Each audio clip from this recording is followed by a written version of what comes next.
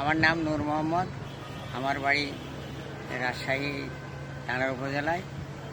বাংলাদেশ ধান গবেষণা ইনস্টিটিউটের বিভিন্ন মৌসুমে বিভিন্ন ভ্যারাইটি ধান গবেষণা ইনস্টিটিউটের চাষ করে থাকি।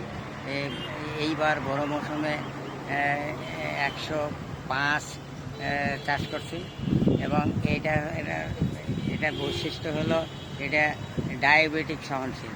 যাদের ডায়াবেটিস আছে, যেমন ডাক্তার পরীক্ষা করলে ডাক্তাররা বলে যে 1 কাপের বেশি ভাত খাওয়া যাবে না, কিন্তু এই চালের ভাত পেট ভরে খেলেও ডায়াবেটিসের কোনো সমস্যা হবে না।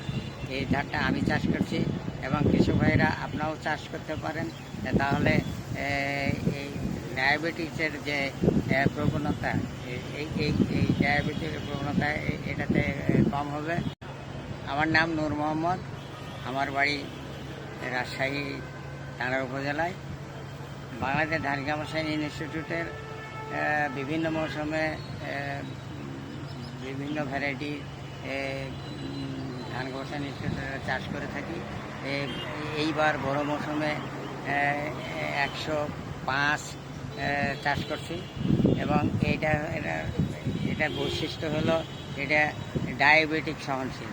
যাদের ডায়াবেটিস আছে, যেমন ডাক্তার পরীক্ষা করলে ডাক্তাররা বলে যে 1 কাপের বেশি ভাত খাওয়া যাবে না, কিন্তু এই চালের ভাত পেট ভরে খেলেও ডায়াবেটিসের কোনো সমস্যা হবে না। এই ধানটা আমি চাষ করছি এবং কৃষক ভাইরা আপনারাও চাষ করতে পারেন।